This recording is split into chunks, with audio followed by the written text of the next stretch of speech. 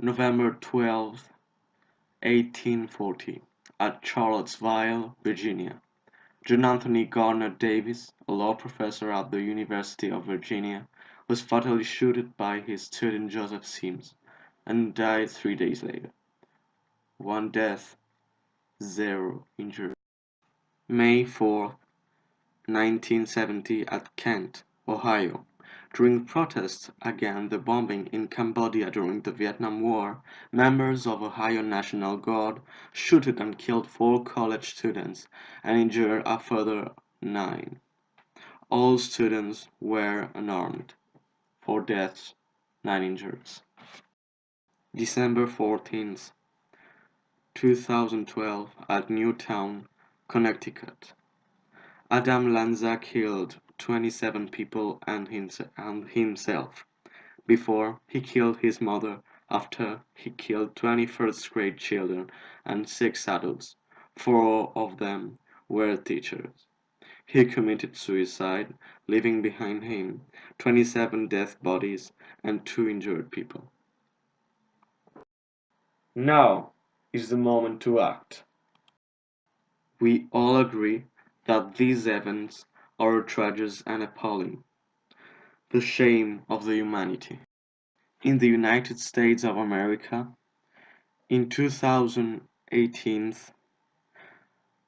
39,000 of people died because of fire guns. Near of 2/3 were suicides.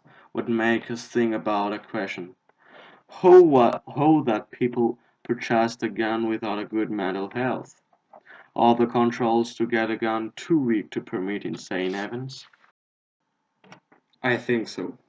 As you can see in the first minutes of Bowling for Columbine, the filmmaker passed easily the controls to get a gun for free. Mental health mustn't be disturbed by a gun.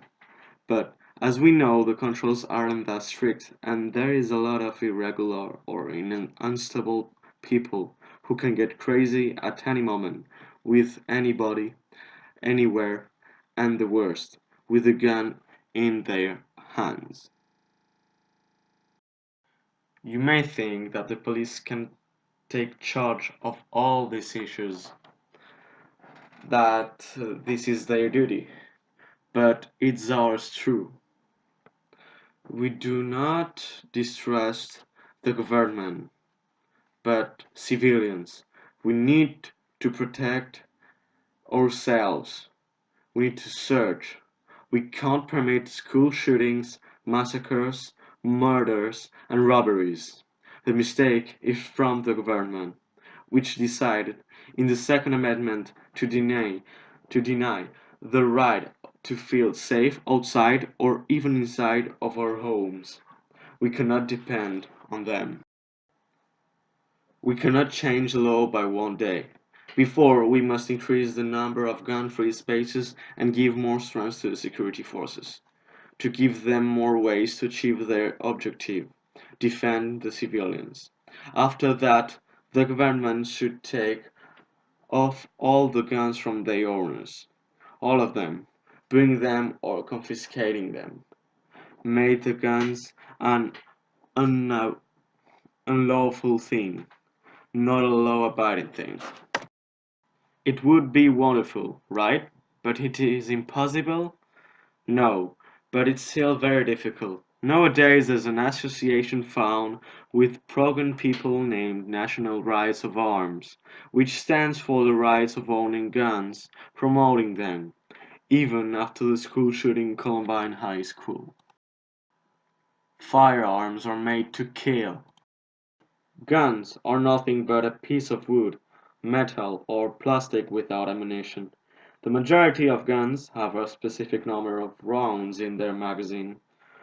When you shoot a weapon, they cannot get very hot. This can make the gun shot without pulling the trigger, injuring or killing a person accidentally.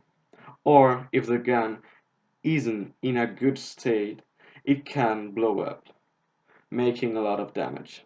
This ammunition can be purchased everywhere, literally. In Walmart, in the hairdresser, bullets are everywhere. and they are very cheap. But the accidents mostly comes from humans and not guns. Not a lot of time ago, a dog dressed up like a hunter killed accidentally his owner, pulling the trigger of the shotgun. Now, we need to find a solution, and the best one is the gun control reinforced. Because this is the future of the country, and our future.